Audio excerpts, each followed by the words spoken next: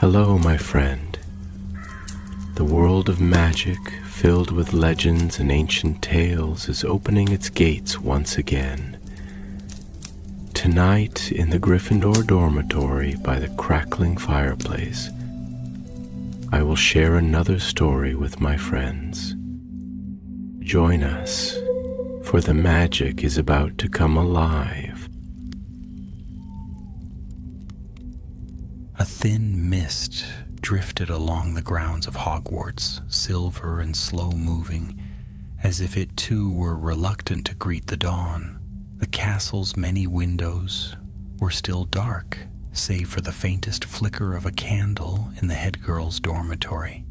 Inside, Minerva McGonagall sat at her desk, quill in hand, her black hair tied neatly behind her head, a stack of parchment beside her like a mountain yet to be climbed. Outside, the storm from the previous night had left the lawns glistening, and the forbidden forest loomed at the edge of sight, dark, ancient, and whispering. McGonagall's cat, a slender tabby named Thistle, leapt gracefully onto the desk and swatted at a loose parchment corner. "Not now, Thistle," Minerva murmured, dipping her quill once more. "Prefect reports must be finished before breakfast, or Professor Dippet will have my head." The cat mewed, unconcerned, and curled herself into a circle on the corner of the desk. It was Minerva's 6th year at Hogwarts, a year unlike any other. War thundered beyond the castle walls. The names of Grindelwald and Dumbledore were whispered in every corridor. Even in the enchanted safety of the school, an air of tension hung like fog. Yet life continued. Lessons were taught, owls delivered post, and students squabbled over Quidditch and homework. Still, the shadows of the outside world reached even here, and Minerva often found herself listening to the teachers' hushed conversations in the Great Hall, wondering how much longer peace would last. Her quill paused mid-sentence. She heard footsteps, firm, quick, deliberate, approaching her door. A knock. "Enter," she said, setting her quill aside. The door creaked open, and in stepped Professor Armando Dippet, the headmaster, followed closely by Professor Dumbledore, who, though younger than she was used to imagining him now, still carried the same air of calm power. His auburn hair shimmered faintly in the candlelight, and his eyes, those same kind twinkling blue eyes, seemed to look right through her. "Miss McGonagall," Dippet began in his slow, formal way, "we are sorry to disturb you at this hour, but a matter of importance has arisen." Minerva straightened. "Of course, Professor." Dumbledore smiled faintly. "We have need of your diligence and, if I may say, your discretion." She frowned slightly but said nothing. "The silver fern," Dippet continued, clasping his hands before him. "It has bloomed." Minerva blinked. "The silver fern? But that plant hasn't bloomed in 100 years," Dumbledore finished softly. "Indeed, the last time it appeared, entire ministries squabbled over a single petal." Minerva's mind whirled. The silver fern was the stuff of legend, said to grant the witch or wizard who found it a vision of their truest path. Some said it showed the future, others the soul. And it was known to bloom only once per century, in the heart of deep magic. "Where?" she asked. "In the Forbidden Forest," Dumbledore replied, "near the base of the old stone circle. The bloom was sighted last night by Professor Kettleburn." Dippet's expression grew grave. "Word will spread quickly. There are those who would use the fern for darker purposes. Grindelwald's followers have been sighted as near as Hogsmeade." "Which is why," Dumbledore added gently, "we must ensure it does not fall into the wrong hands." Minerva's heart raced. "You want me to find it?" Dippet nodded. "You and 2 others of our choosing. We cannot send a teacher, not yet. It would draw attention, but 3 students, under the guise of an herbology research project, might go unnoticed. Minerva hesitated. The forbidden forest was forbidden for a reason, but Dumbledore's gaze held hers, warm yet commanding. "I trust you," he said. That was all it took. "I'll do it." Dippet exhaled, relieved. "Excellent. You'll receive further instruction tonight. For now, go about your day as usual. Tell no one of this." When they left, the room seemed suddenly too quiet. Thistle lifted her head and stared at Minerva, tail flicking as if in silent question. Minerva leaned back in her chair, heart thudding. She'd faced exams, transfiguration duels, even Peeves at his worst, but this was different. This was a task that could shape her life or end it. That evening, the candlelight in the Gryffindor common room flickered, with the usual laughter and chatter, yet Minerva sat apart by the window, gazing out toward the forest. She thought of the legends, the shimmering leaves, the silvery light that rose from the fern like moonfire. A voice broke her thoughts. "Penny for your thoughts, McGonagall?" She turned to see Thomas Muldoon, tall, tousle-haired, and wearing that insufferable grin of his. The boy was a Slytherin, brilliant at charms, hopeless at humility. He leaned against the wall with an ease that made her want to roll her eyes. "Go bother your own house, Muldoon," she said coolly. "Ah, but then I'd miss the joy of seeing you pretend not to like me." Before she could reply, Dumbledore's Phoenix Patronus shimmered faintly into existence beside them, its voice calm and clear. "Meet me in the herbology greenhouse. Midnight." Thomas arched an eyebrow. "Well now," he said, "that sounds like trouble." Minerva stood, cloak already in hand. "You've no idea." And as the clock neared 12, the mist returned to the grounds, curling like silver smoke. Minerva stepped out into the chill night, heart pounding. She had no notion yet what awaited her in the forest. That friendship and betrayal would walk beside her, and that by dawn she would be forever changed. The moon hung low and pale above the castle spires as she crossed the darkened courtyard. Behind her, unseen, the shadow of something else moved too, watching, waiting, for the fern had already begun to bloom.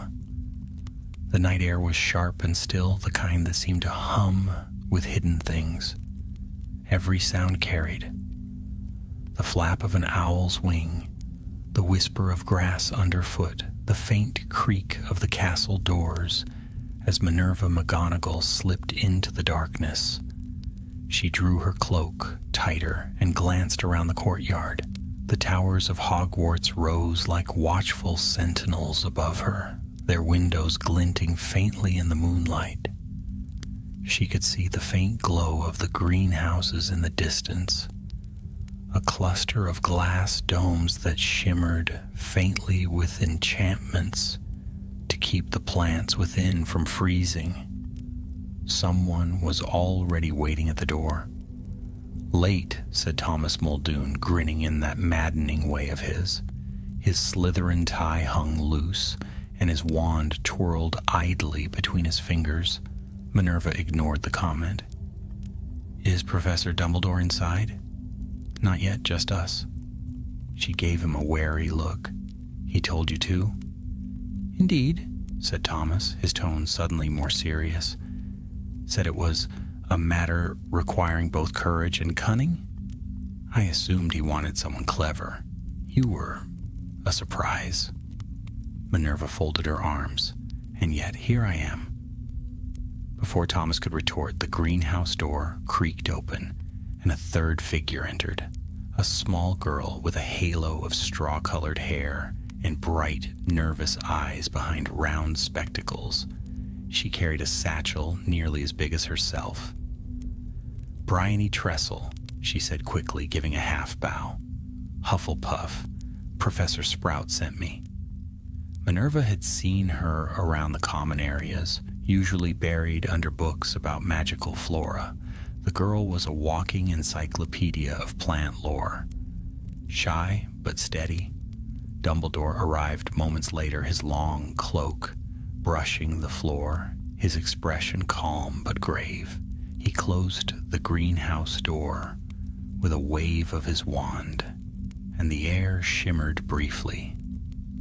A privacy charm. "Thank you for coming," he said softly. "What we speak of tonight must remain within these walls." All three nodded. Dumbledore gestured to the center of the room, where a large table stood draped in a dark cloth. With a flick of his wand, the cloth vanished, revealing a series of floating images. Shimmering, silvery green shapes like mist captured in glass. "The silver fern," Dumbledore said quietly.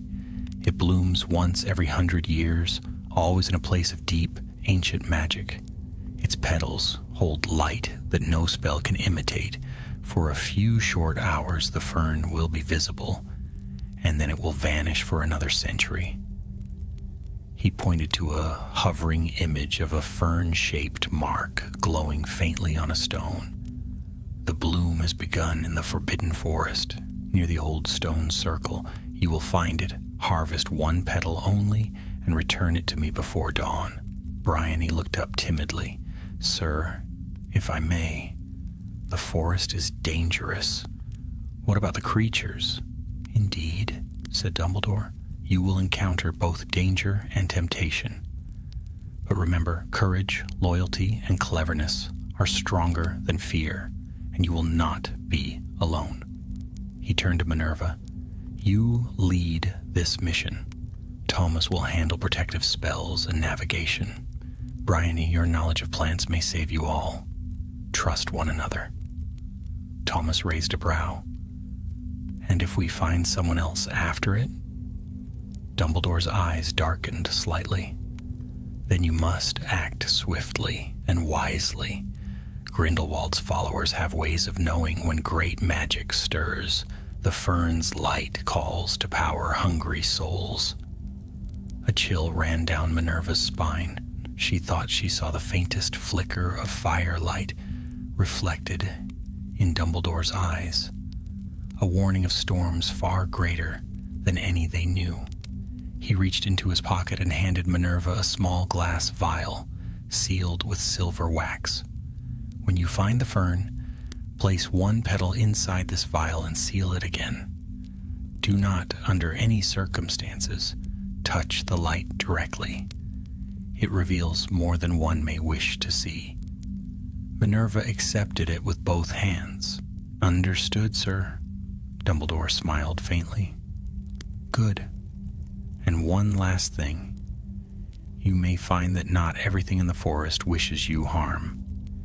Magic has a way of testing those who seek it. Listen, even when it seems there is nothing to hear." With that, he raised his wand, and the greenhouse doors swung open.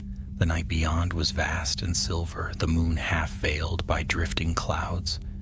"Go now," he said softly, "and be safe." The three students stepped out into the open, the castle behind them sinking into shadow as they approached the edge of the Forbidden Forest. The trees rose tall and black before them, their branches clawing at the sky. A strange scent hung in the air, damp earth and something faintly sweet, like sap or smoke. Thomas cast a charm for light. A pale orb hovered before them. Bryony consulted a small map drawn on enchanted parchment, the lines glowing softly in response to their movement. "This way," she said, pointing toward a narrow path between two great oaks. "If we follow the stream north, we'll reach the stone circle before moonset." They moved carefully, their footsteps muffled by moss. Every few moments something rustled in the undergrowth. The brush of a tail, the flutter of unseen wings. Minerva kept her wand ready. The deeper they went, the thicker the fog grew. Silver strands of moonlight threaded through the trees like ghosts. After half an hour, Thomas stopped suddenly. "Did you hear that?" They froze. Somewhere to their left, a branch cracked, then another. Bryony gasped softly as a shape moved in the dark, huge, lumbering and breathing heavily. For an instant, Minerva's heart stopped, but then from the shadows stepped a centaur, tall, proud, and watchful, his coat chestnut brown, and his bow slung across his back. His eyes, sharp and golden, studied them in silence. "You walk where students should not walk," he said, his voice deep and calm. Minerva swallowed. "We come with permission. We seek the silver fern." The centaur tilted his head slightly. "The fern blooms for few, and never without cost. Many seek its light. Fewer are worthy of seeing it." "We mean no harm," Bryony said softly. "We only wish to protect it." For a long moment the centaur said nothing. Then with a flick of his tail he gestured deeper into the woods. "Follow the stream. When the trees whisper your name, you will be near." And without another word he vanished into the mist. Thomas let out a low whistle. "Well, that was unsettling." Minerva frowned. "No, that was a warning." They pressed on, guided by the sound of trickling water. The forest grew darker, colder. At one point Minerva could have sworn she saw a faint blue light flicker between the trees. Not moonlight, but something living. Then came the whisper. It wasn't a voice, not exactly. More like the sound of wind that somehow formed her name. "Minerva." She froze. "Did you hear that?" Bryony looked frightened. "The centaur said—" "I know," Minerva said quietly. "We're close." The trees opened suddenly into a clearing, a ring of ancient stones half covered in moss, and there at the center, bathed in a faint silvery glow, grew the silver fern. It was exquisite, its leaves long and delicate, shimmering as though dusted with starlight. The air around it pulsed faintly like a heartbeat. Thomas stepped forward, awed. Merlin's beard. But before Minerva could move closer, a sharp crack split the silence. The unmistakable sound of apparition. Figures appeared at the edge of the clearing, cloaked, masked, and armed with wands drawn, Grindelwald's followers. Bryony gasped. Thomas swore under his breath. Minerva raised her wand, every nerve alight. "Well," came a low, cold voice from the shadows. "It seems the children found it first." The moonlight glinted on silver masks. The night, once still and silent, erupted into chaos. For a heartbeat, no one moved. The silver fern shimmered softly at the center of the clearing, its light reflecting in the cold steel of the masked figures' wands. Minerva's pulse thundered in her ears. She counted 3 of them. No, 4. Cloaked witches and wizards, their faces hidden, their movements confident and practiced. "Students," sneered one, his voice smooth and cruel. "How touching. Dumbledore sends children to fetch relics now?" "Stay back," Minerva said, wand raised. Her voice was steadier than she felt. The speaker tilted his head, mockingly polite. "Or what, little lioness? You'll transfigure me into a mouse?" Thomas stepped slightly in front of her, his wand flicking through the air. "She could, and I'd recommend she start with you." A jet of green light flashed past him, hitting the stone behind with a hiss. Bryony screamed, ducking for cover. The clearing erupted in motion. Spells slashed through the air, red, blue, white. Minerva dropped low and shouted, "Protego!" The shield charm burst before her just in time to deflect a stunner that would have knocked her flat. Thomas was already moving fast and precise. His wand work was elegant, sharp, all arrogance stripped away now that real danger loomed. He muttered a chain of silent hexes, his eyes alight with fierce concentration. One of the attackers stumbled, cloak smoking. "Get the Fern!" shouted the leader. Minerva's eyes snapped to the plant. The silver fern was pulsing now, its light growing brighter, almost alive, as if the fight itself was feeding it. "Bryony!" Minerva called. "The vial!" Bryony scrambled forward on her knees, clutching the glass vial Dumbledore had given them. She reached for the fern, hesitated, then gasped as the light brushed her hand. A voice seemed to whisper in the clearing, distant and haunting.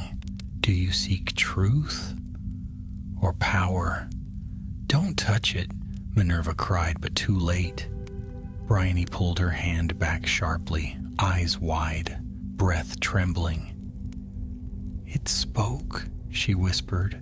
"It knows us." A burst of magic slammed into the ground between them, sending earth flying. Minerva hit the dirt hard, the breath knocked out of her. Through the haze, she saw Thomas grappling wand to wand with one of the masked figures, their spells colliding in a blaze of gold sparks. "Run!" Thomas shouted. "Get the fern and go!" Minerva didn't move. She wasn't leaving anyone behind. She rolled to her feet, flicked her wand, and shouted, "Aranea tenebris!" A web of shadowy ropes shot from her wand, binding two attackers together. They struggled, snarling, before toppling into the grass. "Impressive," Thomas managed, panting. "Didn't know you had it in you, McGonagall." "Shut up and move," she snapped. Another flash of green light sizzled past her face. The leader raised his wand high, and the clearing filled with a chill that made Minerva's skin crawl. "Avada! Expelliarmus!" Her shout cracked through the night. The leader's wand flew from his hand, spinning into the darkness. He hissed, his mask falling away as he turned. His face was pale, gaunt, eyes gleaming with fanatic fire. "You think you can stop what's already begun?" he spat. "Grindelwald's victory is inevitable." Minerva didn't answer. Her heart hammered. The fern's light was flaring now, so bright it hurt to look at. Bryony, trembling, crawled forward again and unscrewed the silver seal on the vial. She reached out, not touching the plant this time, using her wand to sever a single petal. It drifted gently into the vial, glowing faintly even after the lid sealed shut. The moment it closed, the fern dimmed. The clearing fell silent. Then a voice hissed from the trees, "Fall back." With a final flash of light, the attackers disapparated, one after another, leaving behind nothing but scorch marks and the echo of their laughter. Minerva stood breathing hard, her wand still raised. The forest was utterly still again, save for the distant hoot of an owl. Thomas lowered his wand slowly. "That," he said, "was close." "Too close," Minerva replied. Her voice was tight. She looked at Bryony, who still clutched the vial, her hands shaking. "Are you hurt?" Bryony shook her head. "No, but I saw something when I touched the light. It showed me Hogwarts burning and Dumbledore standing in the flames." Minerva's stomach turned. "A vision?" I don't know," Bryony whispered, "but it felt real." "Let's get back," Thomas said grimly, "before they regroup." Minerva nodded, but as they turned toward the forest path, she felt something. An odd tug, like invisible fingers, catching the hem of her cloak. She turned, half expecting another attack, but there was nothing. Only the silver fern, dim now, its petals drooping, as though the fight had drained its life. And yet, for the briefest instant, She thought she saw her own reflection in its silver leaves, older, sterner, her eyes hard with purpose. Then it was gone. They walked in silence for a long while, the moon dipping low over the treetops. The adrenaline began to fade, leaving a cold weight in Minerva's chest. Halfway back, they stopped to rest near the stream. Bryony sank to her knees, still clutching the vial. Thomas sat opposite her, staring into the water. "You fought well," Minerva said quietly. He gave a crooked smile. "You're not so bad yourself? I was wrong. You're not just a rule book with legs." Minerva arched an eyebrow. Was that meant to be a compliment? "Take it how you like." Despite herself, she almost smiled. Almost. But the moment passed. Her thoughts returned to the masked wizards, to the words their leader had spat. "You can't stop what's begun." "Thomas," she said after a pause, "how did you know those spells? They weren't standard dueling forms." He hesitated, eyes still on the stream. "My uncle's an auror. Taught me a few tricks in case Grindelwald's men ever came near the house." He looked up, meeting her gaze. "And now they have." Bryony stirred. "What will Dumbledore say? We failed, the Fern is dying." "No," Minerva said firmly. "We succeeded. We have the petal. That's what he wanted." They pressed on. The forest seemed to shift around them, branches arching overhead like watching faces. A strange stillness had fallen, almost reverent, as though the very trees knew what had transpired. When at last they reached the edge of the forest, dawn was breaking over the castle. Pale light touched the towers, and the mist began to lift from the grounds. Dumbledore was waiting by the gates. His expression, as always, was calm, but his eyes flicked immediately to the vial in Bryony's hand. "You found it?" he said softly. Minerva nodded. "And we were attacked. Grindelwald's followers, they knew we were coming." Dumbledore took the vial gently, studying the faint light within. "Then the Fern has done its work. It reveals what must be seen, not what is sought." Bryony frowned. "Sir?" He looked at them each in turn, the morning sun glinting off his spectacles. "Every century the silver fern blooms to test those who seek it. You were not sent to collect its power, but to prove your own." Minerva felt the weight of his words, heavy and strange. She wanted to ask what he meant, but Dumbledore's gaze had already drifted to the horizon. "Go and rest," he said kindly. "Breakfast awaits, and you have all earned it." As they walked back toward the castle, Thomas leaned closer and muttered, "You think he planned all that?" Minerva's lips pressed into a thin line. "If he did, I'll never forgive him." But deep down she knew she would. Behind them, Dumbledore held the vial to the light. The petal inside shimmered once as though alive, and in its silver glow, for the briefest instant, he saw the face of a young witch standing proud amidst the years to come. The bloom of the fern had ended, but something far greater had just begun. The morning passed in a haze of half-remembered dreams. After returning from the Forbidden Forest, Minerva, Thomas, and Bryony had been quietly excused from their morning lessons, a rare kindness from Dumbledore. Minerva suspected most of the staff had no idea what had transpired the night before, or perhaps they did, and were simply pretending not to. Minerva slept through breakfast and lunch, waking only when the late afternoon sun filtered across her bed in long golden stripes. The castle was quiet, the halls drowsy with autumn light. For the first time in weeks, there were no prefects to wrangle, no essays to write, no lectures to endure. But her mind was far from still.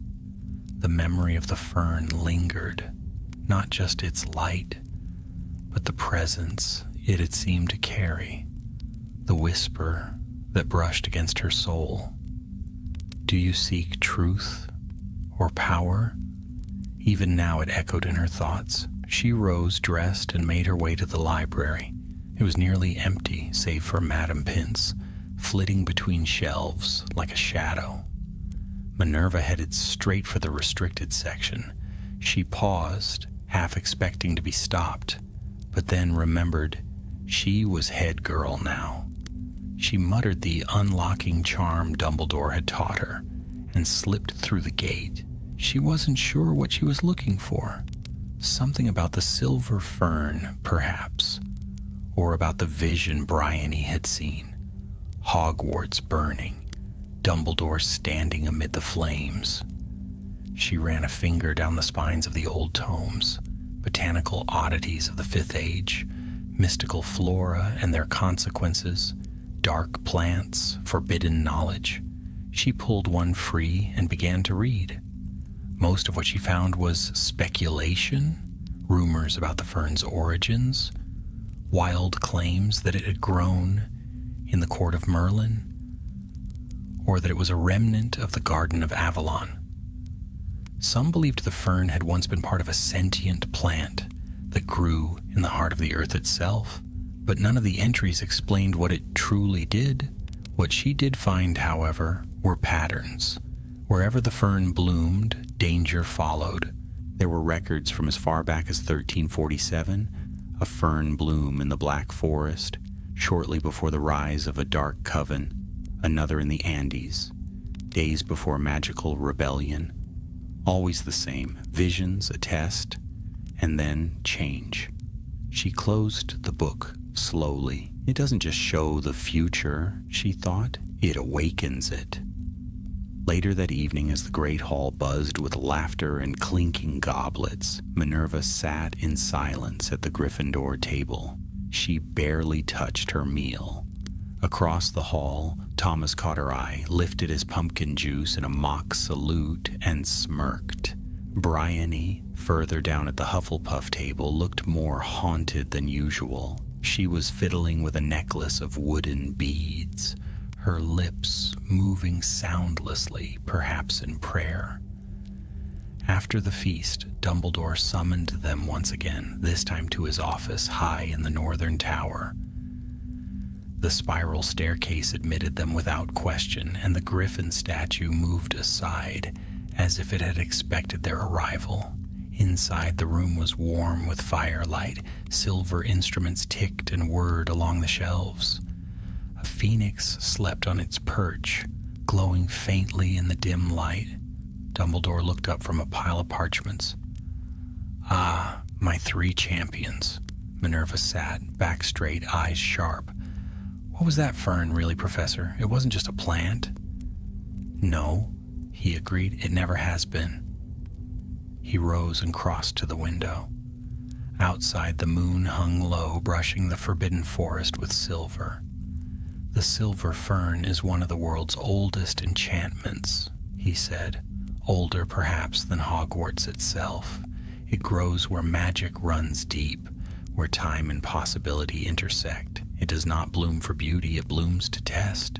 Test what? Tomas asked. Our spells? Our bravery? No, Dumbledore said. Yourselves. The fern's light reveals not the future, but the truth of what lies within. And sometimes that truth changes the path before you. Bryony's voice was soft.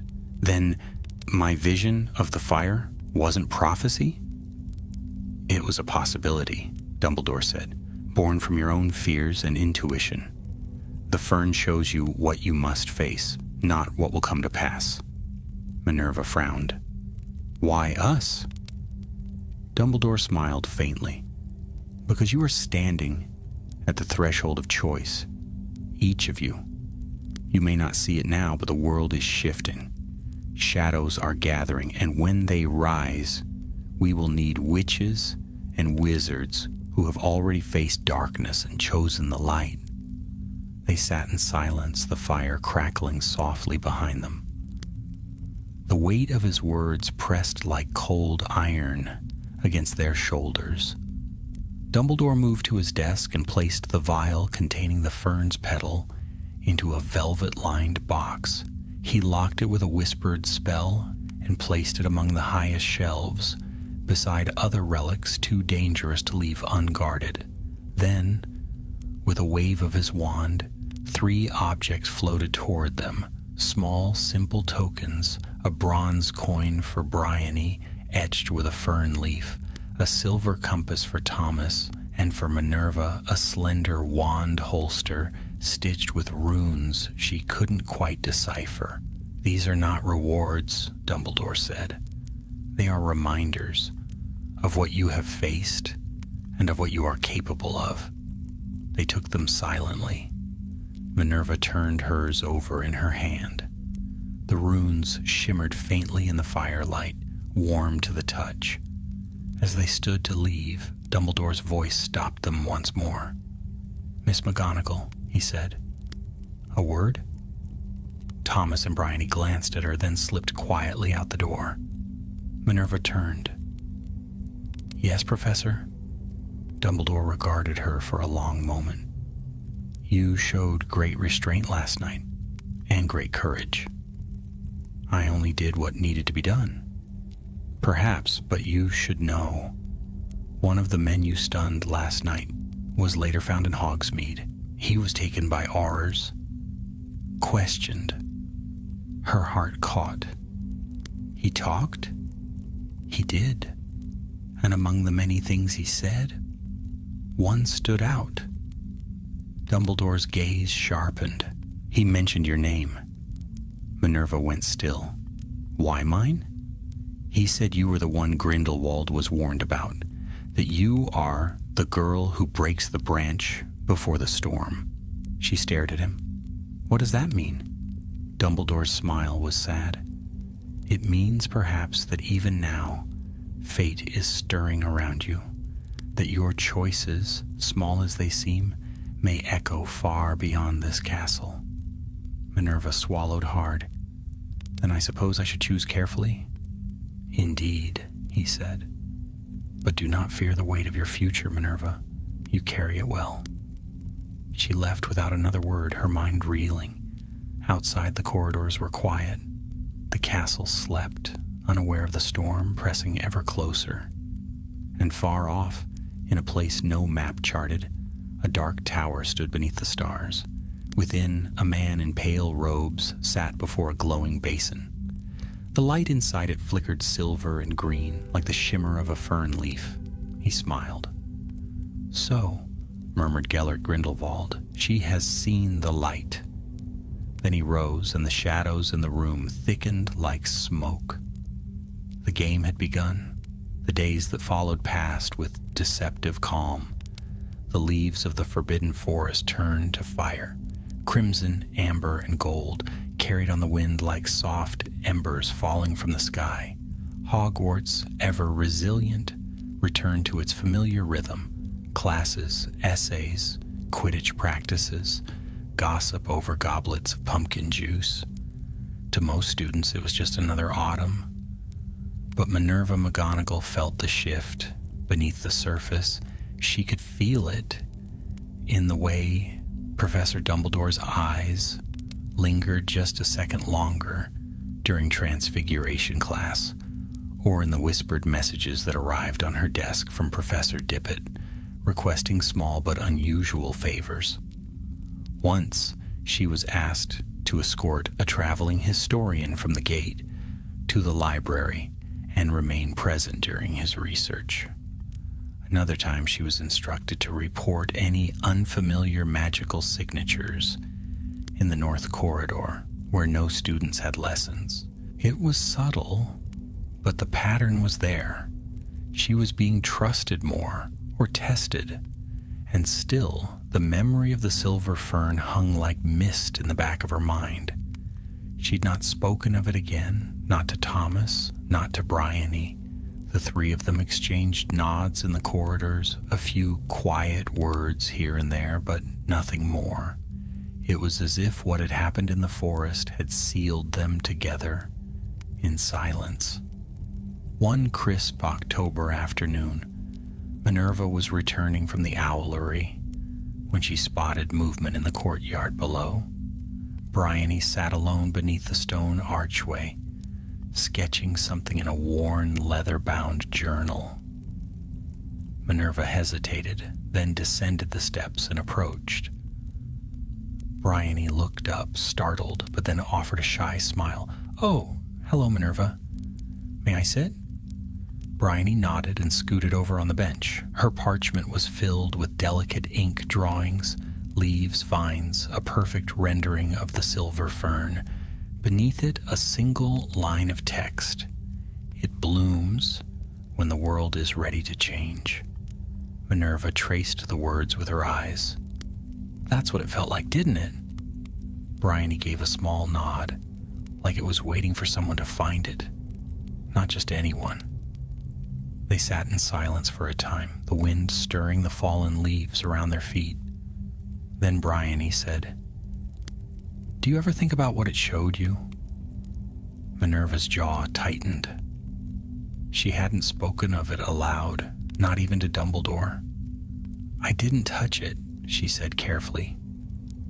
"I saw something, but I don't know if it was real." Bryony closed her journal. "I think it was. The fern doesn't lie." Minerva hesitated, then looked out across the courtyard. "I saw myself standing alone. Older. Hardened. Everyone I knew was gone. There was war in the distance, and I had no fear. Only resolve." Bryony's voice was quiet. "Is that what frightened you?" "No," said Minerva after a moment. "What frightened me was how easy it felt to be that person, to let go of everything else and just fight." Bryony didn't respond, but her silence was understanding. That evening, the sky turned violet with storm clouds, and an owl arrived during supper with a sealed note bearing Dumbledore's elegant script. The greenhouses. Midnight. She found Thomas waiting beneath the arched glass panes, lounging against a table of puffapods with his usual smirk. "Back where it all began," he said. "Where's Bryony?" "Not coming. Dumbledore only asked for us." Minerva frowned. "Why?" Before Thomas could guess, the door opened behind them and Dumbledore entered, cloak trailing behind him like a shadow drawn in ink. His face was solemn. "I have another task for you," he said without preamble. "And this one cannot wait." He conjured a map in the air, an old parchment torn at the edges, with ink that shimmered and shifted. A red mark pulsed near the coast of Scotland. "A shipwreck," Dumbledore said. "An old magical vessel, long lost, has surfaced after centuries. The wreck carries enchanted artifacts, many dangerous. Most are unusable now, eroded by time. But there is one object aboard I fear may still be intact." He waved his wand. The map changed, showing a long, narrow case with ancient runes etched along its lid. "The Thorn Wand," Dumbledore said. "A dark wand crafted by a bloodline long extinct. It should have been destroyed, but some believe it can still awaken." Minerva frowned. "Then we must destroy it before someone else finds it." "That is the hope," said Dumbledore, "but you will not be alone." He gestured behind him, and from the shadows stepped a woman Minerva had never seen before. She was tall, clad in traveling robes the color of midnight, her eyes sharp and gray like storm clouds. "This is Professor Galen Morin," Dumbledore said, "an expert in magical relics. She will escort you to the wreck and ensure the wand does not fall into the wrong hands." Professor Morin inclined her head.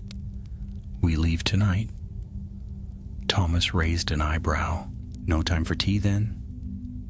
Minerva gave him a look, but Dumbledore's faint smile returned for the first time that evening. "You'll find your path faster without it," he said. By moonrise, they were traveling. They departed from the edge of the Black Lake, where a ministry carriage, disguised by enchantment, awaited with silent wheels and thestrals harnessed to its front. The journey was swift and wordless, the wind rushing past them as the carriage skimmed over fields, rivers, and hills. By dawn, they reached the craggy northern coast, where sea spray lashed the cliffs like frozen needles. The wreck had surfaced on a rocky shoal known in magical lore as the Widow's Teeth, a place haunted by legends of drowned sailors and sirens. The Thornwand's resting place, it seemed, was not merely lost, but guarded by its own history. Professor Morin led them down the rocks with a lantern enchanted against mist. The tide was low, revealing jagged stones that jutted from the surf like broken bones.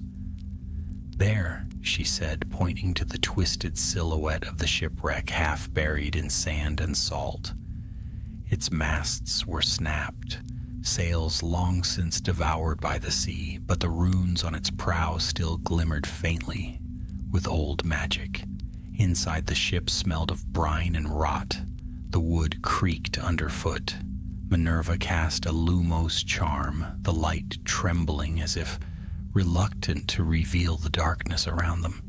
They moved carefully through the broken hull, spells ready. When they reached the captain's quarters, the door opened with a groan, revealing the case from Dumbledore's vision, lying on a stone pedestal, untouched. Thomas approached first. "No traps?" Professor Morin muttered a detection charm. "None active, but the wand's presence is strong."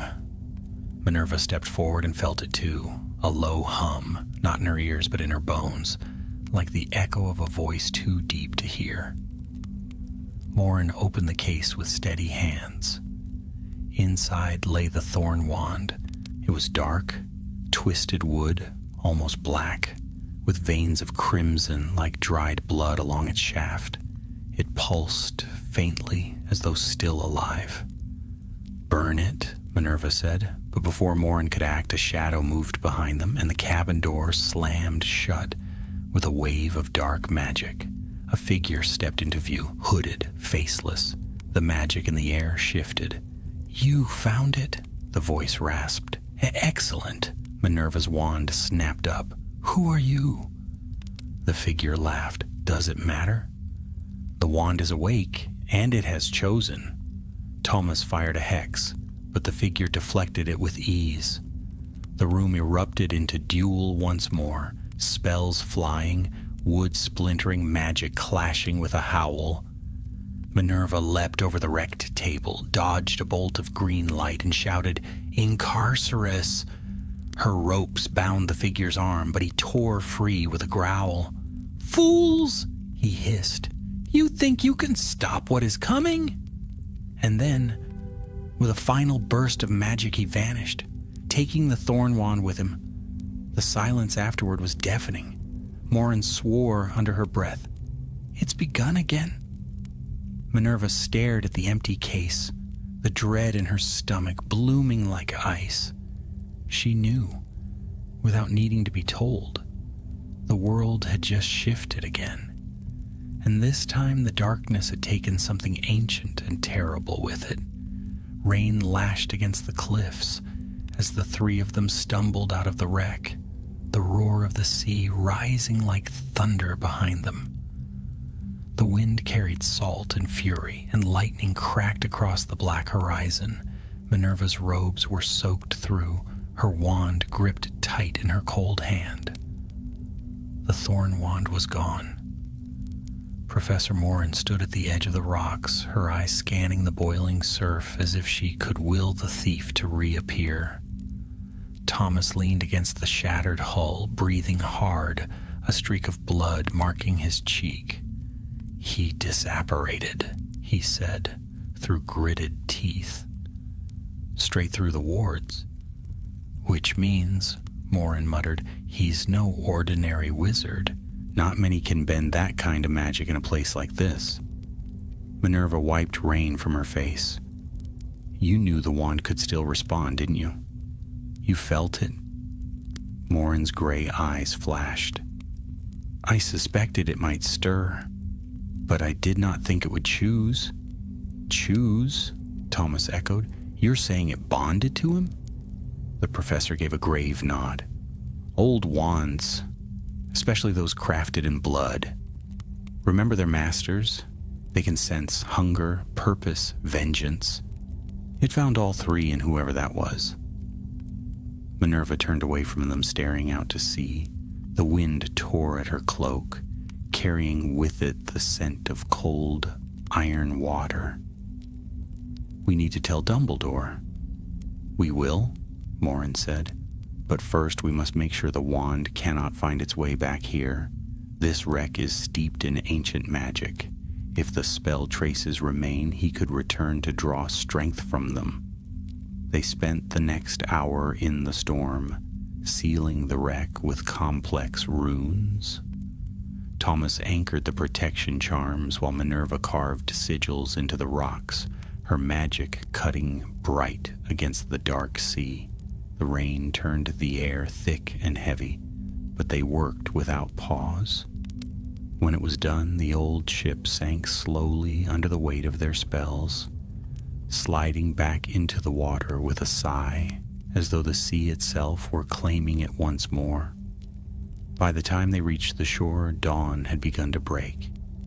Pale light spilled across the horizon, turning the storm clouds to bruised violet. Morin drew her cloak tighter. The Ministry must not hear of this. Not yet. If Grindelwald's agents are involved, panic will spread before truth can reach it. Minerva shot her a sharp look. So we keep it secret? For now, Morin said. Dumbledore will decide how to act. Thomas kicked at a stone. Seems to be the theme of our year. Secrets and things that should have stayed buried. No one answered. They returned to Hogwarts under cover of evening.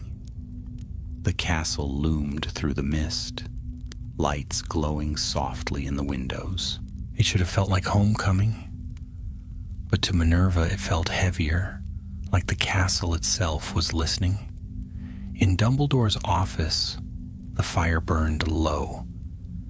He stood by the hearth, hands clasped behind his back, as they told their story. He didn't interrupt once. When they finished, he only said, "So, it has returned." "The thorn wand," Morin said quietly, "and it chose him." "Did you see his face?" Dumbledore asked. "No," said Minerva, "but his voice, it sounded familiar, like someone masking their tone with magic." Dumbledore's gaze flickered to her, sharp and thoughtful. "Magic conceals, but it also reveals. What did you feel when you faced him?" Minerva hesitated. The room seemed to narrow, the fires crackled too loud. "I felt emptiness, not hate, not anger, just intent, cold and perfect." Dumbledore nodded as if that confirmed something unspoken. "That is what makes him dangerous." Thomas frowned. "Do you know who he is?" "I have my suspicions," Dumbledore said softly. "But suspicion is not truth. For now, what matters is that the thorn wand is active again, and if it is chosen, it will seek to fulfill its nature." Morin's jaw tightened. "Destruction." "Yes," said Dumbledore. "The thorn wand was crafted to conquer life and bind death. Its power is parasitic. It feeds on pain, on the very act of ending. If Grindelwald's forces have it, the consequences will be catastrophic." Silence fell. The storm outside rattled the windows. Finally, Dumbledore turned to Minerva. "You have stood at the edge of darkness twice now, Miss McGonagall, and both times you did not falter. Tell me truthfully, do you still believe in the light?" Her answer came without hesitation. "Yes." A small smile ghosted across his face. "Then that will have to be enough for now." He dismissed them gently, but Minerva could see the worry behind his calm. Later that night, unable to sleep, Minerva wandered the empty corridors. The air was cool, the castle silent save for the occasional murmur of a moving portrait. She found herself near the astronomy tower, the same place she'd come to think when exams and expectations grew too heavy. The stars were brilliant tonight, the kind that seemed close enough to touch. She leaned on the parapet, staring north toward the forest. Somewhere beyond those dark trees, the silver fern had withered and gone to seed. But its light, its message, still pulsed in her mind. Do you seek truth or power? She thought of the man who had taken the thorn wand, of the calm, deadly certainty in his voice. That was power, cold, unfeeling, absolute. And yet truth was not gentle either. Truth demanded courage. Truth burned. Footsteps echoed softly behind her. She turned. Thomas emerged from the shadows, his hair tousled, expression uncertain. "Knew I'd find you up here," he said. "You're as bad at sleeping as I am." Minerva smiled faintly. "I was thinking." "That's worse." He joined her at the parapet, gazing out across the moonlit grounds. "You ever wonder why Dumbledore keeps choosing us for these things? We're still students." "Maybe because we still believe we can make a difference." He chuckled under his breath. "That's dangerously optimistic, McGonagall." "Danger keeps us alive." They stood in companionable silence, the wind tugging gently at their cloaks. After a while, Thomas said, "You know, if this wand business gets worse, if that man shows up again, he won't hesitate next time." Minerva met his eyes. "Neither will I." There was no bravado in her voice, no pride, just quiet resolve. Thomas nodded once as if he understood. Far away beyond mountains and mist, a dim light flickered in a snowbound fortress. The hooded man knelt before a wide stone basin filled with silver fire. The thorn wand rested across his palms, gleaming faintly as though it breathed. "The light grows stronger," came a voice from the shadows, smooth, commanding. "Yes, my lord," the kneeling man replied. The girl saw it. The fern chose her. "Then she must not rise," the voice said. "The wand will bring her to me. It remembers her magic." The man's head bowed lower. "It will be done." The fire hissed, casting monstrous shapes along the walls. Back in Hogwarts, the stars burned cold and distant. Minerva lingered beneath them a while longer, unaware that across the world her name had already been spoken in the language of prophecy and peril. The wind shifted, carrying the faint scent of rain. Somewhere in the darkness, a storm was gathering again. Winter came early to Hogwarts that year. By mid-November, frost glazed the windows of the Great Hall, and the Black Lake had begun to freeze along its edges. Snow gathered on the high turrets, and the enchanted suits of armor sang carols in creaky, tinny voices whenever a student passed by. It might have been a peaceful time, if not for the unease that had begun to seep into every corridor. Rumors whispered of disappearances beyond the castle, of raids in distant villages. The name Grindelwald was spoken in hushed tones, often followed by glances toward the staff table where Dumbledore sat, calm as ever, though his eyes were shadowed. Minerva felt it more keenly than most.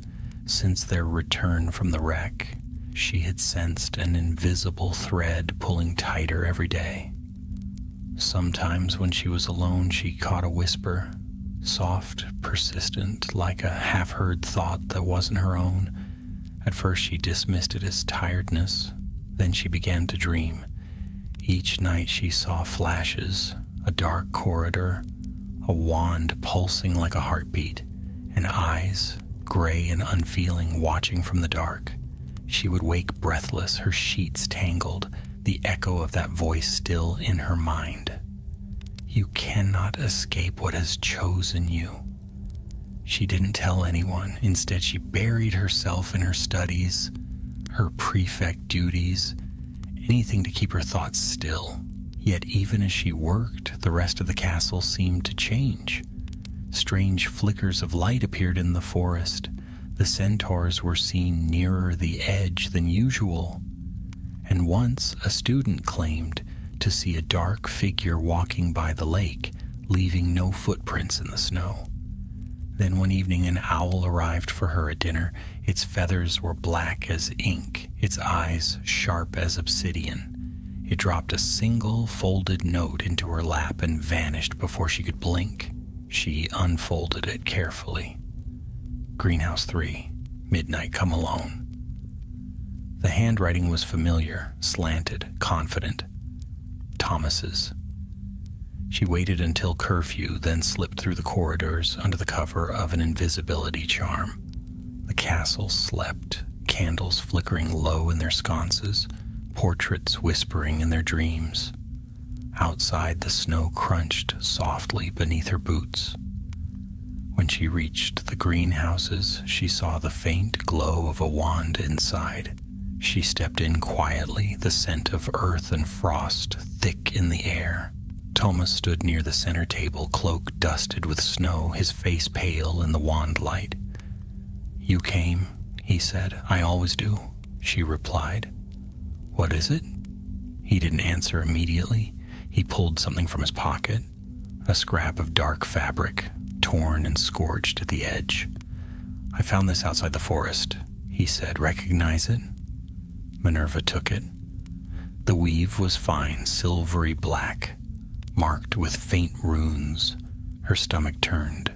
From the man who took the thorn wand. Thomas nodded grimly.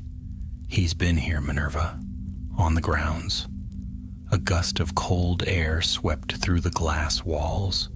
For a moment, the candles flickered, their flames bending as if to an unseen presence. Minerva tightened her grip on her wand. "How long ago?" "An hour, maybe 2. I tracked the trail until it disappeared by the Whomping Willow." "That tree's older than the castle," she said. "If he's using it for cover..." "He's not," Thomas interrupted. "He's under it." She frowned. "There are no tunnels under that tree." "There are now." Before she could question further, the door burst open behind them. Bryony stumbled in, panting, her robes dusted with snow and dirt. "I had to find you," she gasped. "I saw it again. The Fern's light. It's in the forest. It's blooming again." Minerva stared at her. "That's impossible. It only blooms once a century." Bryony shook her head, terrified. "I know what I saw.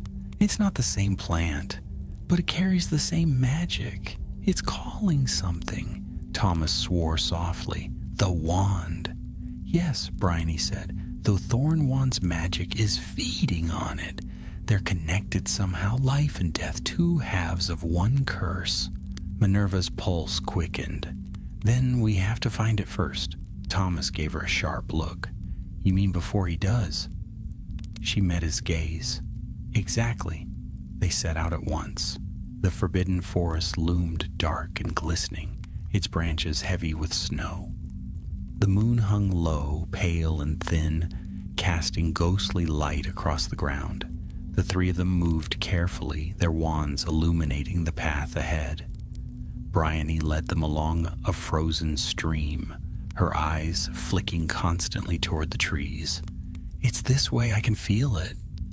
Minerva had no reason to doubt her.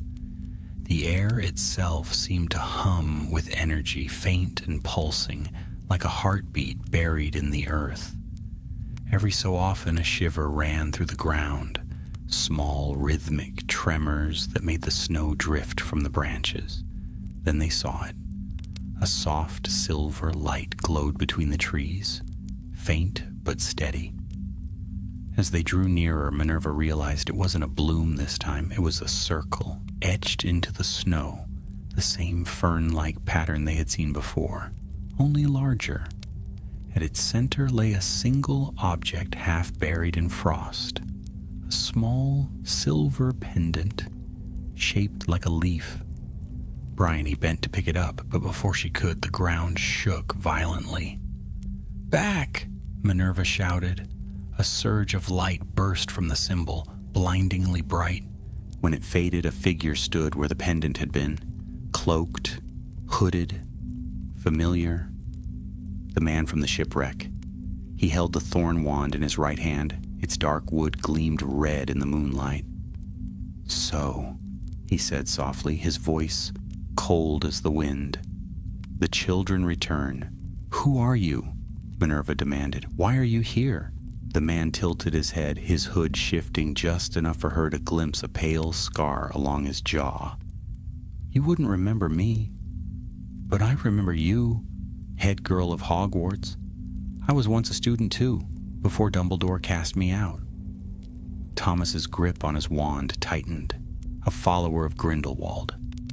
The man smiled faintly.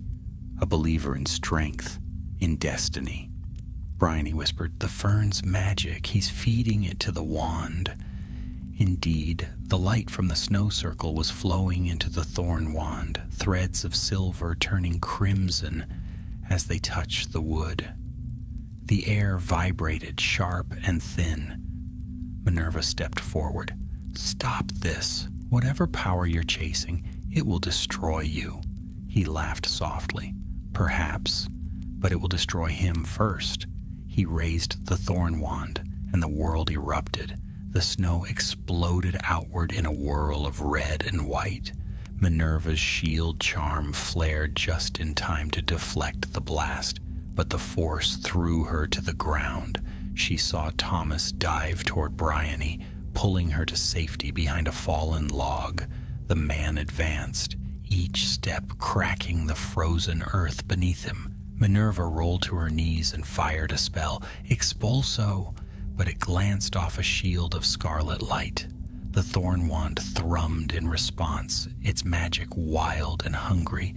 She realized then that he wasn't merely wielding it, the wand was using him. With every spell, its glow deepened, threads of energy twisting up his arm like veins. He was shaking, eyes wide, as though caught between agony and ecstasy.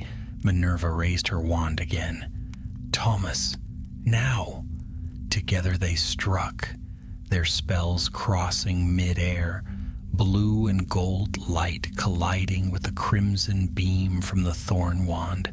The explosion sent shockwaves rippling through the forest. Branches snapped, trees cracked, snow burst upward in blinding sheets. Then, just as suddenly, it was over. The man was gone. Only the pendant remained, lying amid the snow, pulsing faintly with silver light. Minerva picked it up, her hands trembling. It was warm to the touch and etched with runes she recognized from the fern's petals. Thomas limped toward her. "Did we kill him?" She shook her head. "No, he escaped again." Bryony crouched beside her. "Then what is that?" Minerva looked down at the pendant. Inside its silver leaf, faint and flickering, she saw the image of a flame, and in that flame, a reflection of her own face. But it wasn't her now. It was her years from now. Stern, steady, powerful, a woman who would one day lead. She closed her hand around it. "It's a warning," she whispered, "or a promise." And as the snow fell quietly around them, the faint echo of a distant voice drifted through the trees. The fern blooms again, and so does fate. The following morning, the snow had deepened, blanketing the castle in a silence so complete that it seemed even the portraits held their breath. Minerva McGonagall stood at her window, the silver pendant lying in her palm. The light from it had faded overnight, yet it still carried warmth, like the final ember of a dying fire. She traced her thumb over its surface, feeling the faint ridges of the runes etched there, old symbols of protection and awakening. She hadn't slept, not properly.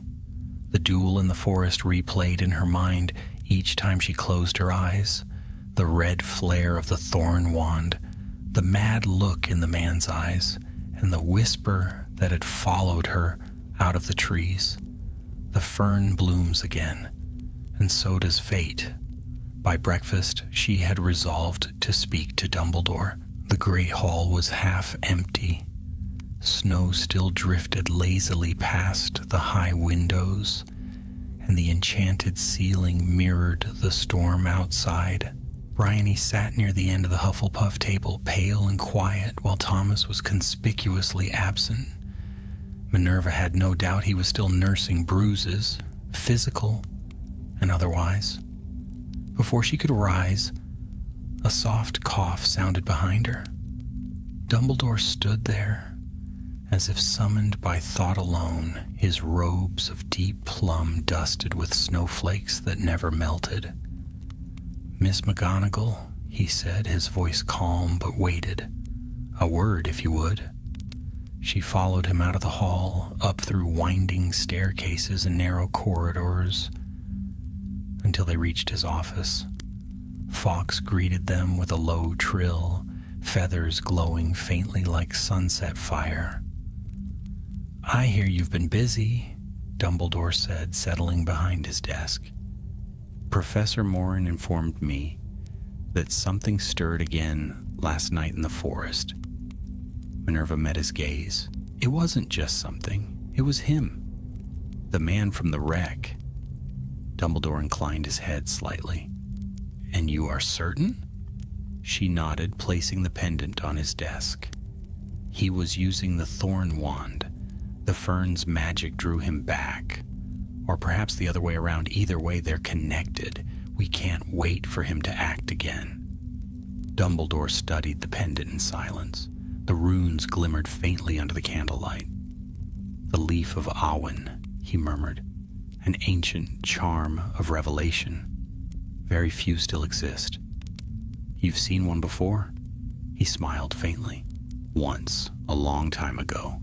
It was said to appear only to those standing on the edge of destiny." Minerva frowned.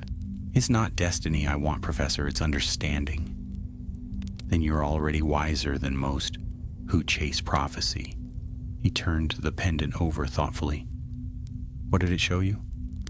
Her throat tightened. "Myself, older, alone, but strong, certain. Does that frighten you?" "It should, shouldn't it?" Dumbledore regarded her for a long moment, eyes glimmering behind his half-moon spectacles. "Power, Miss McGonagall, is a curious thing. It does not corrupt by its existence, only by its intent. Perhaps what you saw is not loneliness, but purpose." He rose, walking toward the window. Snow fell thick beyond the glass. "The man you fought is not acting alone. Grindelwald's reach has stretched farther than even the Ministry dares admit. And now he has a relic that may twist the balance of the world. We must prepare." Minerva felt her heart sink. Prepare for what? For war. The word hung heavy between them. After a long silence, he turned back to her, his expression gentle again. "For now, you must keep what you know to yourself, the pendant too. It has chosen you, and it will reveal its meaning in time." She picked it up, the metal warm against her skin. "What about Thomas and Bryony?" "I will speak with them soon, but you three are bound now by the same thread. Where one goes, the others will follow. For good or ill." When she left his office, the corridor seemed colder than before. That evening, Thomas appeared at her door, leaning against the frame with his usual reckless grin, though it looked thinner now. "You look like you haven't slept in a week," he said. "I haven't." "Good. Means I'm not the only one." He stepped inside without waiting to be invited, tossing a small silver coin onto her desk, the one Dumbledore had given Bryony after their first mission. "She gave me this. Said it's safer with you." Minerva picked it up. Why would she say that? Because she's leaving. Her head snapped up. Leaving Hogwarts? She's scared, Minerva. Said the Fern's voice won't leave her head. Said she dreams of the thorn wand every night. Minerva felt a chill crawl up her spine. Then she's not the only one. Thomas blinked. You too? She hesitated. Yes, I hear it sometimes. A whisper like it's waiting. Thomas sank into the chair opposite her, running a hand through his hair. Dumbledore's right, you know. This isn't over. That wand, that thing, it's pulling us in. Minerva studied him. There was no mockery in his voice now, no trace of his usual flippant charm. You don't have to be part of this, Thomas. You could walk away. He laughed once, bitterly, and missed the fun. Not a chance. But his eyes betrayed the truth. He was afraid, too. Days turned to weeks. Bryony did leave, quietly, without farewell. Dumbledore made no mention of it, but Minerva noticed her absence like a missing heartbeat. Winter deepened, the lake froze solid, and snow piled high along the castle walls. Lessons continued, but beneath the rhythm of normal life, tension thrummed like a bowstring drawn too tight. Then, one night, the silence shattered. A sound echoed through the corridors, not a scream, but something worse, a pulse of magic that shook the very stones. Minerva bolted upright in bed, her wand already in hand. Outside her window, a column of red light rose from the direction of the forest, burning through the snow. She ran.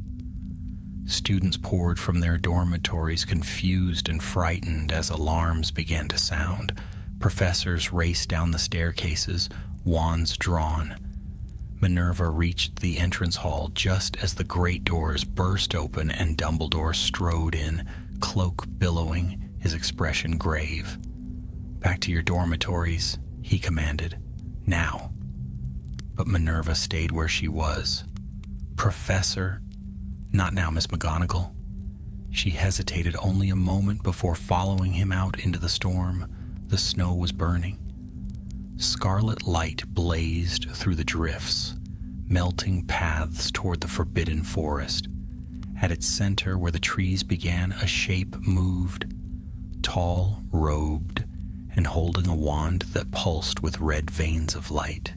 The thorn wand. Minerva's stomach turned cold. He's here. Dumbledore lifted his wand, the air around him trembling with power. Stay behind me. The hooded man turned, the wind tugging at his cloak. You're too late, Albus, he called. The Fern's power has awakened again. You can't stop what's already bound. Then I shall unbind it, Dumbledore said softly. The night split open. Magic collided in a blinding flash. Silver and crimson, old as the world itself. The snow rose in waves, trees shuddered, and the air itself screamed. Minerva shielded her eyes, but she saw enough. Dumbledore's spell striking true. The man falling back, the thorn wand's light twisting wildly before shattering into sparks that scattered across the forest floor. When the silence returned, only the wind remained. Dumbledore stood motionless, breath visible in the frigid air. The man was gone. The thorn wand had vanished with him. Minerva took a trembling step forward. Is it over? Dumbledore didn't answer at first. His gaze lingered on the forest, on the faint silver shimmer that still hung in the air. No, he said quietly. It has only begun to choose its side, and far beneath the snow, unseen by either of them, a single silver leaf unfurled, glowing faintly in the dark. The storm that followed lasted 3 days. The skies above Hogwarts turned to iron, and the wind moaned through every tower like the cry of an ancient beast. Students whispered in corners, wondering what had happened on the night the sky itself had burned red. Professors moved quietly, speaking in low voices, their faces lined with worry. Even the portraits refused to gossip, claiming they had been told by Dumbledore himself to hold their tongues. Minerva McGonagall felt the castle's unease, like a living thing pressing at her chest. Every corridor seemed to carry echoes of the terrible night, the flare of red light, the crash of magic, and the cold look in Dumbledore's eyes afterward. He had not spoken of what had happened in the forest, not even to her. She had tried twice to ask and had been turned away both times with the same soft words. Patience, Minerva. The truth will come when you are ready for it. But she was done waiting. On the fourth night after the storm, she slipped from her dormitory once more, the silver pendant glinting faintly against her robes. She had discovered quite by accident that, when she held it under moonlight, faint threads of light stirred inside, forming fleeting patterns like roots or runes. They never stayed long enough to read, but she could feel them trying to show her something. The castle was dark and silent as she made her way through the upper corridors. She passed the tall stained glass window, depicting Morgana Le Fay, whose eyes seemed to follow her as she moved. There was power everywhere tonight, coiled tight and waiting. She reached the door to Dumbledore's office. It was locked, of course, but the password, Lemon Ice, was one she had overheard weeks ago. The stone gargoyle leapt aside, and the staircase began to spiral upward. When she entered, the room was empty. The fire burned low, casting long shadows across the shelves of curious instruments. Fawkes dozed on his perch, feathers ruffling faintly as she passed. She hesitated, then approached Dumbledore's desk. There, in the half-light, she saw what she had come for. The velvet-lined box that had once held the Fern's petal. It was open now, empty. But beside it lay something new. A parchment covered in intricate circles and notations, written in Dumbledore's precise hand. At its center was a single phrase, the leaf of Awen, bridge between life and unlife. Minerva frowned. Bridge? She whispered aloud. Before she could examine it further, the door creaked open behind her. I wondered how long it would take you to come, said Dumbledore. She spun around, guilt flooding her face. Professor, He raised a hand. No need for excuses. Curiosity is not a sin, Miss McGonagall. It is the mother of wisdom, and occasionally trouble. Minerva swallowed. You knew I'd come. Of course, you've been wrestling with questions too long to stay still. He walked past her, glancing at the parchment. And the answers you seek are dangerous ones. What is the leaf of Awen?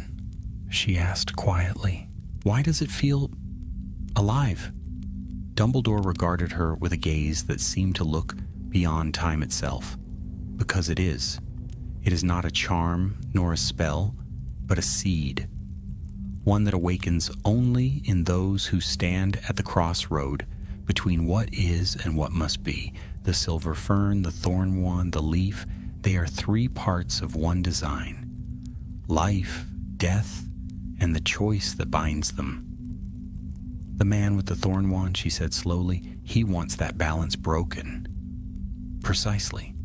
The thorn wand feeds on endings. The fern breathes beginnings. Together they can twist the natural order itself. Grindelwald believes that by uniting them, he can bring forth a new kind of magic. One that obeys no boundaries. Minerva felt the chill settle deeper into her bones. And the leaf?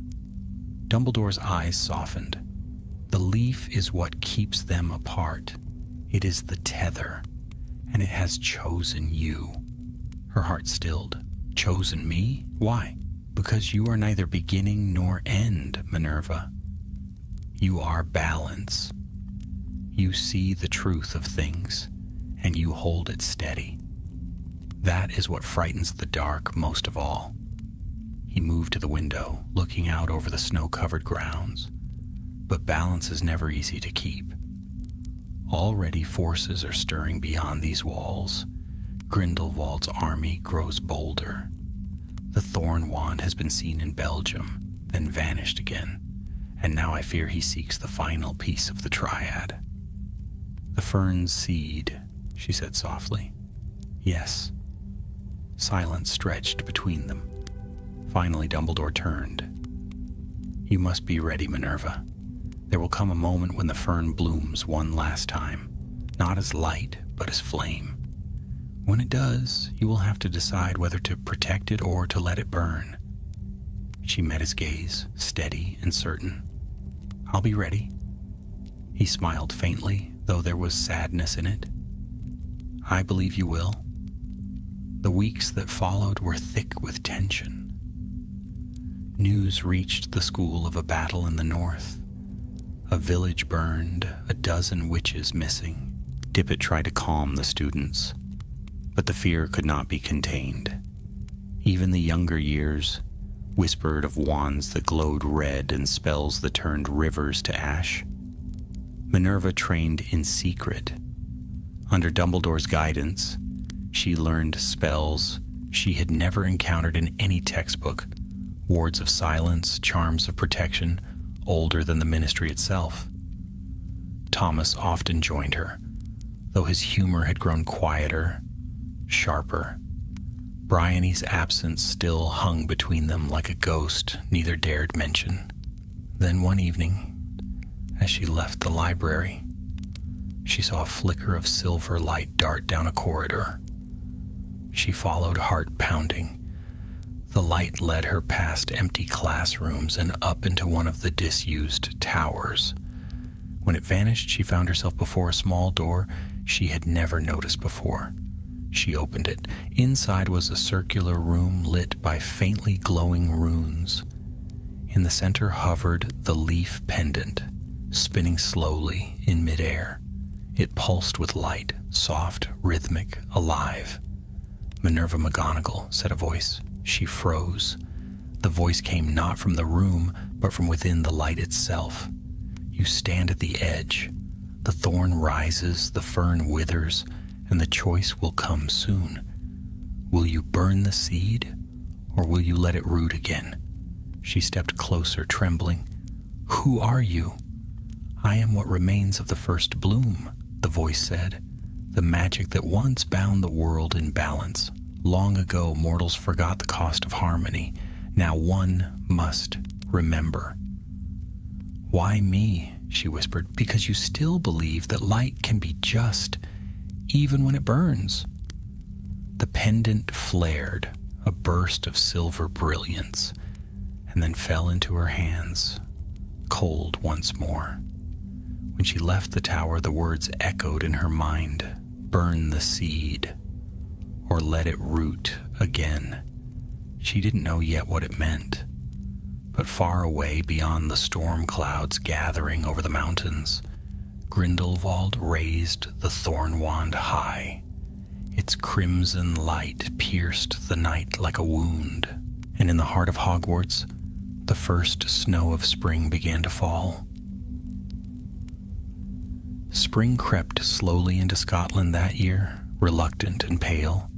The snow melted from the eaves of the castle in long dripping threads, and the black lake stirred again, its surface dark and glassy as a scrying mirror. Crocuses bloomed shyly in the courtyards. Yet for all its beauty, the change of season brought no peace to Hogwarts. Whispers of war filled the corridors like drafts. Students lingered near the wireless in the common rooms, listening for scraps of news from the continent. Another raid in Austria, a ministry envoy vanished near the Pyrenees, the dark mark of Grindelwald sighted in the skies above Bavaria. And each night Minerva McGonagall dreamt of light and shadow entangled, of silver leaves falling into crimson fire. Dumbledore spoke little now. He vanished from the castle for days at a time, returning with weariness behind his eyes and the scent of smoke on his robes. When she saw him at meals, he offered her only a small nod, as if to say, "Wait." But patience was growing thinner with every dawn. One evening, Thomas found her in the library surrounded by books on ancient magical flora. "You're at it again," he said quietly, dropping into the seat opposite. "There's a pattern," she murmured, not looking up. "Every century the fern blooms, the thorn stirs, and the leaf appears to keep them apart. It's like the world resets itself to test whether balance can still be kept. And if it can't, then magic itself fractures." She closed the book with a soft thud. "That's what the old records imply." Thomas whistled under his breath. "Sounds rather final." She met his gaze. "Everything is, eventually." He leaned back, studying her. "You've changed, McGonagall. You talk like a general now. Maybe we're all being trained to become one." They fell silent. Outside the window, the moon rose fat and low, bathing the forbidden forest in silver. The trees swayed as if moved by something more than wind. Thomas lowered his voice. "I heard from a friend in the ministry. They say Grindelwald's forces have been sighted near the coast again. Same place as the shipwreck." Minerva's fingers tightened around her wand. "The thorn wand." He nodded. "Dumbledore will go after him. You know he will. And you think we'll follow," she said. "I think we already have." 2 nights later, the call came. A message arrived by Phoenix Feather, glowing faintly when it touched her desk. Dumbledore's voice echoed softly from the air itself. "Come to the Great Hall. Bring Thomas." When they entered, most of the staff were already gathered. Professor Dippet, flustered and grave. Morin, her traveling cloak dusted with ash, and Dumbledore himself, standing before a long map, charmed to show shifting lights and lines of movement across Europe. The Thornwand's crimson trail pulsed near a cluster of mountains in the Alps. "It has been awakened fully," Dumbledore said, his tone measured but taut. "Grindelwald seeks to bind the magic of life itself. He intends to plant the fern's seed, what remains of it, within the ruins of Nurmengard, where the strongest ley line in Europe lies dormant. The fortress he built for his enemies," Morin said darkly. Dumbledore inclined his head. "And for himself. Prophecy or irony, perhaps both. He believes he can summon the fern's power to cleanse the world of weakness. If he succeeds, every living being bound by natural magic will bend to his will." Minerva stepped forward. "Then we have to stop him." Dippet sputtered. "Preposterous. She's a student." "She is more than that," Dumbledore interrupted gently. "The leaf of Awin has chosen her. Its light responds only to her hand." A murmur rippled through the room. Minerva felt the weight of every eye upon her, but she did not waver. "What must I do?" she asked. Dumbledore approached, his expression unreadable. "You will come with me. Morin and Thomas as well. We leave tonight. The longer we wait, the stronger the thorn's call becomes." He placed a small pouch on the table. Inside was the silver pendant, its glow faint but steady. "Guard this with your life, Minerva. The leaf alone can sever the bond between the fern's life and the thorn's hunger." Thomas grinned faintly, though his voice was tight. "Well then, off to save the world again, are we?" Dumbledore smiled. "For now, we aim only to save what can be saved." They traveled by night, apparating in careful jumps to avoid detection. Each time they reappeared, the air grew thinner, the stars sharper. Snow blanketed the high passes, and the wind howled through stone valleys that had seen empires rise and fall. By the time they reached Nurmengard's outer cliffs, dawn was bleeding into the eastern sky. The fortress stood like a wound against the pale light, towers of black stone twisting upward, each inscribed with runes that glowed faintly red. "Beautiful," murmured Morin, "and terrible." Dumbledore's eyes glimmered. "Most things worth stopping are both." They crossed the bridge in silence. The gates stood open as if inviting them. Inside, the air pulsed with dark magic. Symbols burned along the walls, grindings of old spells and blood rites. In the center of the great hall stood the man they had been chasing for months, tall, cloaked, and calm, the thorn wand raised before him. The red light spilling from its tip illuminated a circle of stone within which lay something glowing faintly silver, the Fern's seed. "So," said the man, turning to face them, "the prodigies return, Dumbledore, always with your pupils. How noble." "Leave this place, Arcturus," Dumbledore said quietly. "You were once my student. You know this path leads only to ruin." Arcturus's laugh was soft and bitter. "You called it ruin when I sought knowledge you feared. Yet here you are chasing power again." "What is the difference between us now?" "The difference," Dumbledore replied, "is choice." Lightning flared above the fortress. The thorn wand blazed crimson, the seed answering in silver. Power roared through the hall. "Now!"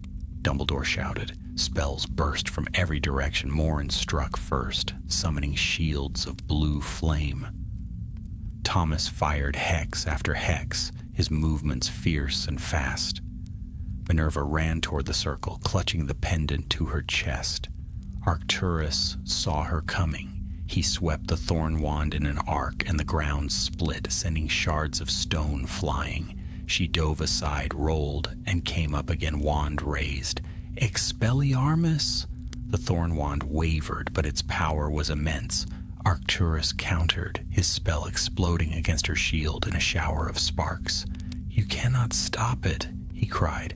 "The world is already mine to reshape." Minerva's heart pounded. The pendant burned in her hand. Its runes blazed to life, forming words she could suddenly read. Balance must break to be born anew. She understood then. The leaf was not only protection, it was sacrifice. She met Dumbledore's eyes across the chaos. He gave a single, silent nod. Minerva thrust the pendant into the circle. The light that erupted was beyond color, beyond sound. It tore through the hall, swallowing the crimson glow, the shadows, everything. For an instant she felt herself pulled in every direction, past, future, life, death, and at the center of it all, she saw the silver fern, blooming once more. Then came silence. When she opened her eyes, the fortress was gone. Only snow remained, falling gently over a field of broken stone. Dumbledore knelt beside her, his hand steady on her shoulder. Thomas lay nearby, stunned but breathing. Morin stood watch, eyes on the horizon. Arcturus was gone, the thorn wand shattered. Minerva rose slowly, the pendant dull and cold in her palm. "It's over," she whispered. Dumbledore shook his head. "No, it has only returned to sleep. But you have done what few could. You restored balance. For now, the world breathes again." He looked at her then, not as a teacher looks at a student, but as one equal to another. "You have found your strength, Minerva. The fern has bloomed within you." And as the first rays of dawn broke across the mountains, the wind carried a whisper through the snow. Truth or power, you chose neither. you chose the world. When the spring sun rose over the Scottish Highlands, Hogwarts lay bathed in quiet gold. The storm had passed, the air clear as glass, and yet something within the castle had changed forever. Magic hung thicker now, richer, as though the stones themselves remembered the tremor that had shaken the world. Minerva McGonagall stood upon the astronomy tower, her cloak stirring in the soft wind. Below her the grounds shimmered with dew. The forbidden forest seemed to breathe again, its leaves whispering secrets only the brave could hear. The war had not ended beyond those trees, but here, for a moment, peace had settled. She had returned from the mountains 2 days before, weak but alive. Thomas had woken with a bruised smile and a broken rib, grumbling that she'd outshone him once again. Professor Morin had left before dawn, traveling south to deliver word to the Ministry, though Minerva doubted they'd believe half of what she told them. Dumbledore remained within his office, silent and thoughtful. The thorn wand was gone, its splinters scattered across the Alps. The silver fern's seed had dissolved in light, leaving no trace but a circle of blackened snow. And the leaf of Awen, the pendant that had bound it all together, now rested against Minerva's heart. It no longer glowed, no longer spoke, but she felt its presence still faint and watchful, as if it were waiting for the next turning of the world. A soft creak of the tower door broke her reverie. Thomas stepped out, leaning on a cane that looked borrowed rather than necessary. His face was pale, but the glint in his eyes had returned. "Figures I'd find you up here," he said, squinting into the sunlight. "You've got a thing for heights and silence." "I like to see the horizon," Minerva replied. "It reminds me that the world's larger than our fears." He chuckled. "You sound like Dumbledore." "Merlin forbid." Thomas came to stand beside her, resting his hands on the cold stone of the parapet. "I hear he's meeting with Dippet today. The Ministry wants to send Aurors to verify the accounts of the Nurmengard event. That should be amusing." "They'll see nothing," she said. "The magic there is spent." He nodded slowly. "Spent or sleeping?"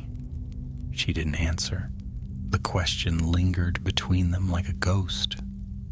After a while, he reached into a pocket and pulled out a folded scrap of parchment. "Bryony wrote," he said quietly. "From somewhere near Stornoway. She's staying with her aunt, studying healing magic. Said she's sorry for running, but that the Fern's voice is gone now. She finally sleeps through the night." Minerva felt relief loosen the tightness in her chest. "That's good. She deserves peace." Thomas gave her a sidelong glance. "And you?" "I'll rest when the world does." He grinned faintly. "Then I'll keep your place in the common room warm until the end of time." She laughed, softly, sincerely. It felt strange, that sound. She hadn't heard it from herself in what felt like months. That afternoon, Dumbledore summoned her once more to his office. Fawkes was singing when she arrived, a song that seemed woven of both joy and sorrow, echoing like sunlight on water. Dumbledore turned from the window. "You've done well, Minerva. I did what was necessary." "That," he said, "is the measure of greatness more often than glory." He gestured for her to sit. On the desk lay several letters sealed with different crests: the Ministry, the International Confederation of Wizards, and one bearing the emblem of Durmstrang. "The world moves quickly to forget what it fears," he said. "They are calling Nurmengard a natural explosion, an accident of unstable magic. Convenient, perhaps, but not untrue." Minerva frowned. "And Grindelwald? Still at large?" Dumbledore said quietly, though I feel our paths will cross again soon. His ambition will not rest until all magic bends to him, but neither will I. He studied her for a long moment. You saw something in that light, didn't you? Before the fortress fell. She hesitated. I saw everything. The fern blooming, the world breaking, the thorn twisting through it. But beyond that, I saw balance restored, only for a moment. Like the world exhaled. Dumbledore smiled faintly. Then you saw truth. Balance is never still. It breathes, it shifts. You preserved it this time, another will guard it next. She nodded slowly. And the leaf? He reached out and she placed the pendant in his hand. It no longer glowed, yet when he turned it over, the faintest hint of silver traced the runes. It belongs to you now, he said, returning it. These relics find their way where they are most needed. Keep it close, but do not lean on it. Its magic is not meant to be commanded, only carried. I understand. He looked at her fondly. Do you? Her smile was small but certain. I'm learning. Weeks passed. Exams came and went. The snow melted from the grounds, and the lake rippled once more under the soft hands of spring. Life, in its stubborn way, continued. Yet everywhere Minerva looked, she found traces of what had been lost and won. The faint shimmer in the forest, where the fern had once bloomed, the new green shoots rising in its place, and the way magic itself felt steadier, as though holding its breath. Thomas left school a week before term's end, called home to aid his family in the north. They said their farewells on the stone bridge by the gates. You'll be back, she said. He shrugged.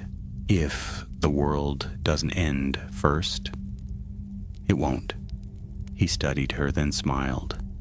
Because you won't let it. When he was gone, she stood a long while watching the carriages vanish into the mist. Then she turned toward the castle, its towers rising like guardians against the sky. On the final night of term, Minerva found herself walking once more to the edge of the forbidden forest.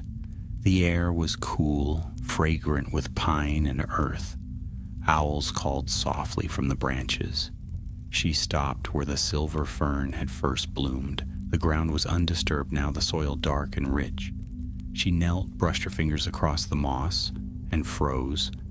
A tiny sprig pushed up from the earth. Not silver this time, but green.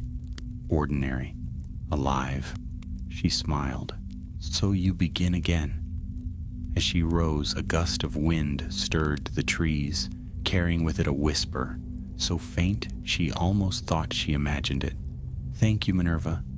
The voice was gone as quickly as it came, leaving only the rustle of leaves and the promise of dawn.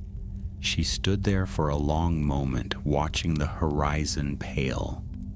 Then with the first light of morning spilling over the hills, Minerva McGonagall turned toward Hogwarts, her cloak catching the wind behind her. She did not look back. Far across the world, in a fortress where shadows gathered like thunderclouds, Gellert Grindelwald stared into a mirror etched with runes. The reflection that gazed back at him was not his own. For a heartbeat, it was the face of a young woman with bright eyes and a fern-shaped pendant gleaming at her throat. He smiled faintly. So, the balance chooses its guardian. He reached for his wand, the fragments of the thorn glittering faintly upon the table. Then we shall see how long the world can keep its peace. But in Hogwarts, where the light of morning touched the ancient stones, the world, for now, was safe. The fern had bloomed, the darkness had passed, and Minerva's heart was steady. And though she did not yet know it, this was only the first chapter of a destiny that would echo through generations.